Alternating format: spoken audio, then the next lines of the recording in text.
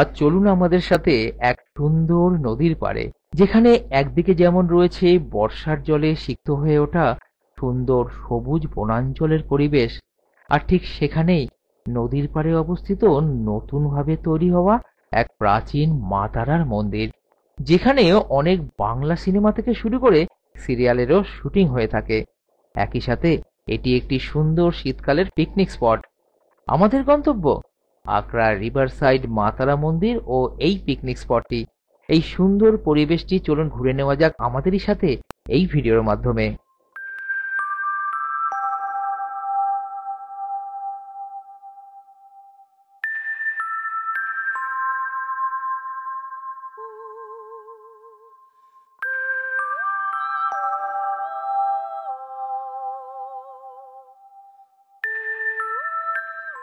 এই বর্ষার সুন্দর দিনে আবার বেরিয়ে পড়লাম আমরা।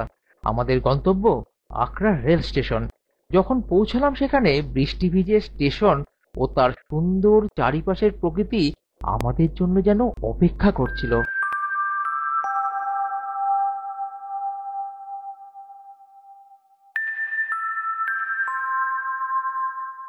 বন্ধুরা, চলে এসেছি আজকে আকরা স্টেশনে। এটা বজবজ লাইনে পড়ে। আপনারা শিয়ালদা থেকে বজবজ লোকালে করে এই আকরা চলে আসতে পারবেন। এবার এইখান থেকে গঙ্গার পাড়ে একটা সুন্দর জায়গায় যাচ্ছি, সেখানে লোকে পিকনিকও করে শীতকালে। আবার ওইখানে একটা খুব সুন্দর মন্দির আছে, যে মন্দিরটা এবং ওই গঙ্গার পাড়টা লোকে কিন্তু অনেক সিনেমা বা সিরিয়ালের শুটিংয়ে আপনারা দেখেছেন। কোথায় সেটা, চলুন আস্তে আস্তে যাওয়া যাক। কেমনভাবে আসবেন, সেখানে কেমনভাবে পৌঁছাবেন, আরও কী ভাবে সেখানে পৌঁছানো যায়, সেটা আপনার ডেসক্রিপশন বক্সে আমাদের কাছ থেকে আপনারা পেয়ে যাবেন। ঠিক আছে, তাহলে চলুন এবার সেখানে যাওয়া যাক। পৌঁছে গেলাম আকরা ফুড ঘরের সামনে। দূরে নির্মীয়মান তোরণ। ফুড ঘর বলা হয় কারণ এখানে জল ধরে রাখবার এবং দরকারে ছেড়ে দেওয়ার জন্য একটি ব্যবস্থা আছে। এই রাস্তা দিয়েই এবার এগিয়ে যেতে হবে আমাদের গন্তব্যের দিকে।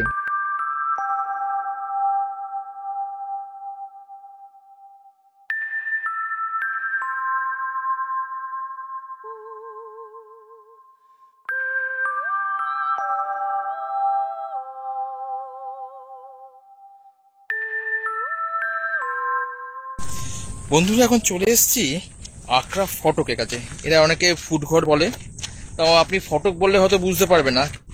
আপনারা যদি বলেন যে আকরা ফুড ঘরে তারামার মন্দির যাব, তারা বুঝতে পারবেন। এখানে কিন্তু দুটো তারামার মন্দির আছে। বলবেন যদি এই মন্দিরটায় আসতে হয়, তাহলে আপনাকে বলতে হবে ফুড ঘর তারামা মন্দিরে যাব, তবেই তারা কিন্তু আপনাকে এখানে নিয়ে আসবে। রাস্তার দিকে তাকান, এই বর্ষাকালে বিশেষত অসাধারণ লাগে।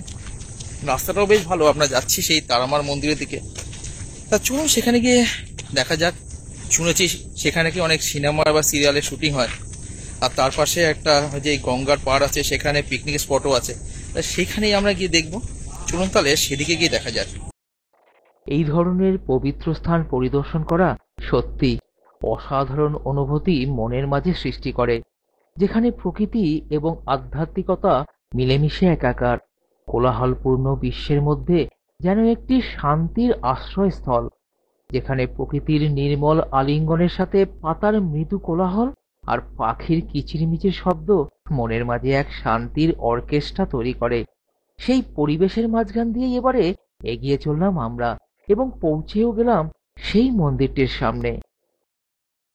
দেখতে পাচ্ছেন ওই ফটকের ওই গেট থেকে এতটা এসেছি, পেছনেই কিন্তু মন্দির দেখা যাচ্ছে। আর প্রচন্ড রোদ, তাই ছাতা নিয়ে আপনারা এসে এখান দিয়ে নেমে যেতে পারেন, অথবা পাশেই রাস্তা দিয়ে দেখতে পাচ্ছেন ওই পাশের যে রাস্তাটা, ওটা দিয়েও কিন্তু মন্দিরে ঢোকা যাবে। যেটা আপনাদের ইচ্ছা, এখন দুইটাই খোলা আছে, হয়তো এরপর কি হবে জানি না। চলুন আস্তে আস্তে মন্দিরে যাওয়া যায়। দেখতে পাচ্ছেন সব হাওয়া চুল উড়ে যাচ্ছে। এবার কি ভেতরে গিয়ে আস্তে আস্তে গিয়ে মন্দিরে গিয়ে তারপর দেখা হচ্ছে। এই সুন্দর পরিবেশের মাঝে এই মন্দিরে প্রবেশ করবার পথে লোকনাথ বাবা এবং সাথে শনি ঠাকুরের একটি মন্দিরও আপনারা দেখতে পাবেন।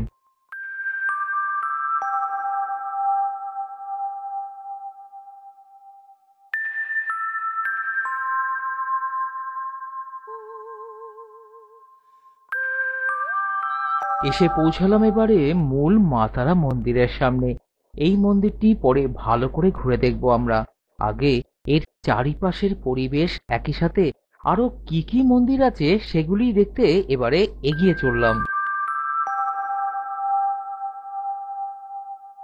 গঙ্গার দিক করে রয়েছে ভগবান শিবের এক সুন্দর মন্দির, একই সাথে গাছের নিচে অবস্থিত নন্দীর সুন্দর মূর্তিটি অসাধারণ লেগেছিল।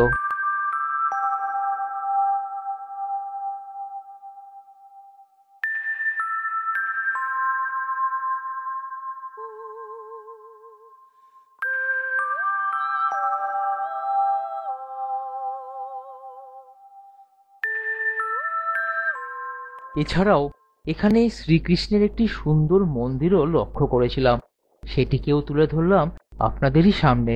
এখানে এসে একটাই কথা মনে এলো, এটি এমন একটি স্থান যেখানে প্রতিটি নিঃশ্বাসে ঈশ্বরকে অনুভব করা যায়, যেখানে বিশ্বের উদ্বেগগুলি ম্লান হয়ে যায়। একটু দূরেই দেখলাম একটি পুরাতন বটগাছ। এই গাছের নিচেই দুইজন সাধু তপস্যা করেন এবং মা তারাকে পেয়েছিলেন তারা। এরই পাশে রয়েছে সেই পুরাতন মন্দিরটির স্মৃতি।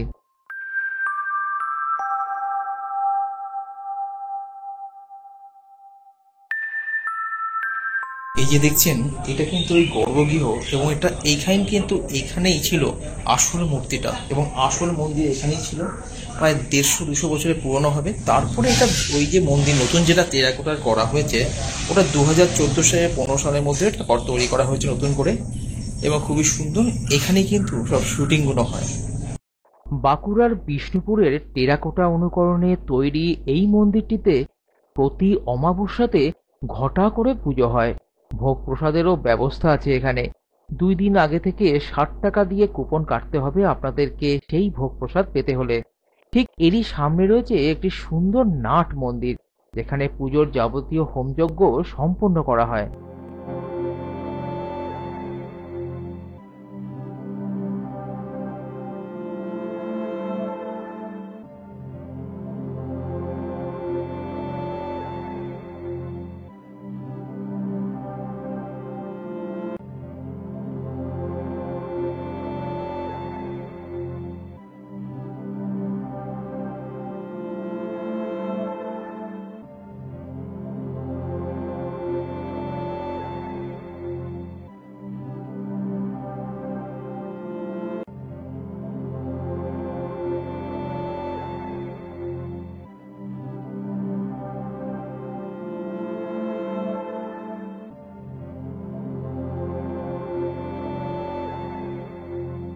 এবারে পৌঁছে গেলাম মন্দিরের একেবারে সামনে।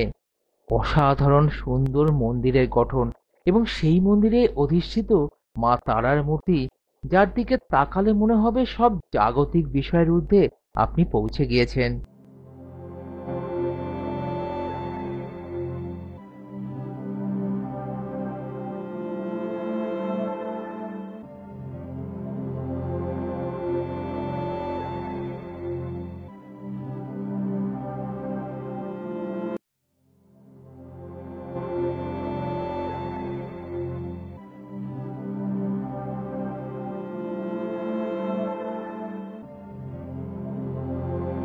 মন্দিরের দেওয়ালের টেরাকোটার কাজ সত্যিই অসাধারণ, সেটারই কিছুটা তুলে ধরলাম এবারে।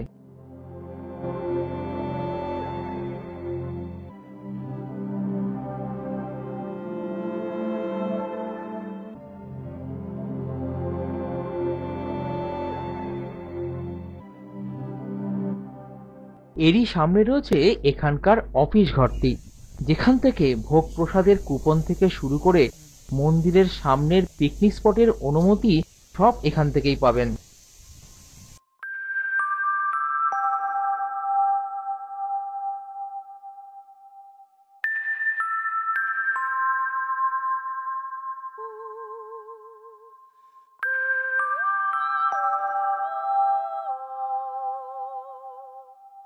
ঘুরতে ঘুরতে যদি মনে করেন মন্দিরের সামনে দুদণ্ড একটু বিশ্রাম করবেন এবং সেখানে বসে একটুখানি মায়ের দিকে মন্দিরের দিকে তাকিয়ে থাকবেন, তার জন্য দেখছেন তো পেছনে এখানে কিন্তু ওই সুন্দর বটগাছের নিচে বসার জায়গা আছে।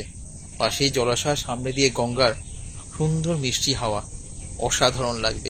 বসেছিলাম কিছুক্ষণ, হঠাৎই ধেয়ে এলো বৃষ্টি প্রচন্ড বেগে এই প্রকৃতির মাঝে।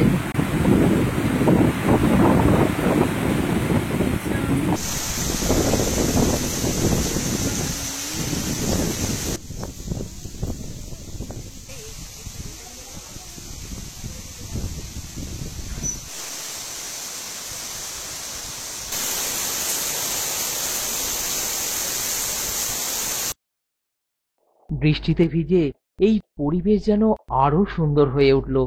চারিদিকের সবুজ গাছপালা, সাথে মেঘের সাথে লুকোচুরি খেলতে থাকা নীলাভ আকাশ। আর সেই পরিবেশের মাঝেই এবারে মন্দিরের গা ঘেঁষে এগিয়ে চললাম এখানকার পিকনিক স্পটের দিকে। সেই পিকনিক স্পটের দিকে এগিয়ে যেতেই দেখতে পেলাম অসাধারণ এক সবুজায়নকে।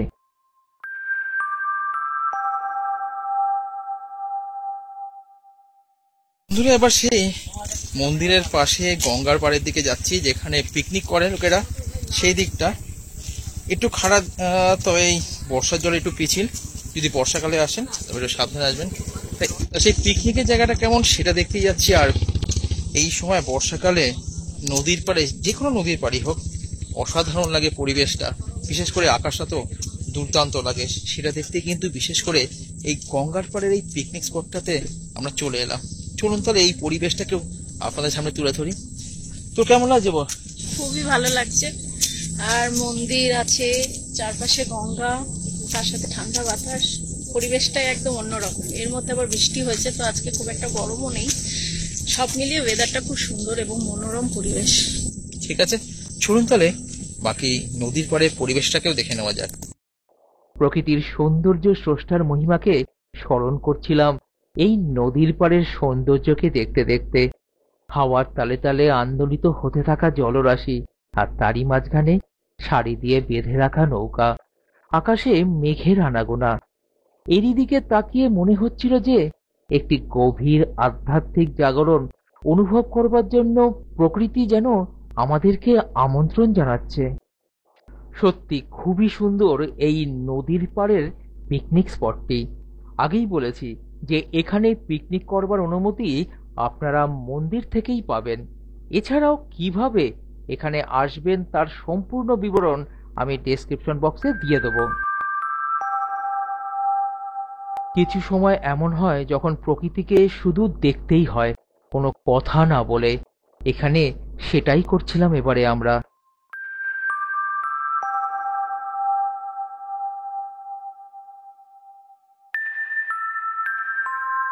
বন্ধুরা, দেখলেন আমাদের আক্রার তারামা মন্দির এবং পিকনিক স্পটটা গঙ্গার পাড়ে।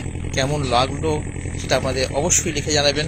আর হ্যাঁ, আগামী দিনে এরকম আরও সুন্দর সুন্দর ভিডিও খুব তাড়াতাড়ি নিয়ে আসছে আপনাদের কাছে। তাই আমাদের চ্যানেলটিকে সাবস্ক্রাইব করে রাখবেন, পাশে রাখা বেল আইকনটিকে প্রেস করে অল করে রাখবেন। তাহলেই এরকম ভিডিও সর্বপ্রথম আপনাদের কাছে পৌঁছে যাবে। এছাড়া আর কি কি আছে সেটা ম্যাডাম আপনাদের জানাচ্ছে।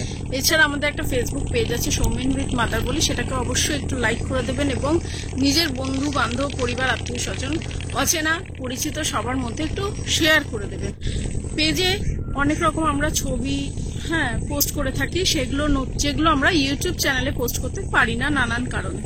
তো সেই নতুন নতুন ছবিগুলোর আপডেট পেতেও কিন্তু সেখানে আপনাদের অবশ্যই ভিজিট করতে হবে। ঠিক আছে, তাহলে দেখা হচ্ছে খুব তাড়াতাড়ি আগামী পর্বে। আপনাদের কাছে ফিরে আসছি খুব তাড়াতাড়ি, তাই দেখতে থাকুন আপনাদেরই এই প্রিয় চ্যানেলটিকে। সময় এগিয়ে চলল তার আপন নিয়মে। এবারে ফিরে যাওয়ার সময় এই জায়গাটিকে ছেড়ে আমরা আগামী ভিডিওতে আবার খুব তাড়াতাড়ি ফিরে আসছি আপনাদের কাছে। তাই দেখতে থাকুন এবং সাথে থাকুন আপনাদেরই এই প্রিয় চ্যানেলটির সাথে। দিনের শেষে একটাই কথা বলার, ভালো থাকুন, সুস্থ থাকুন, সাথে আপনার পরিবেশকে পরিষ্কার রাখুন, সাথে নিজের মন যেটা বলছে সেটাই করুন, নিজের সাথে সবার মনে আনন্দ ছড়িয়ে দিন।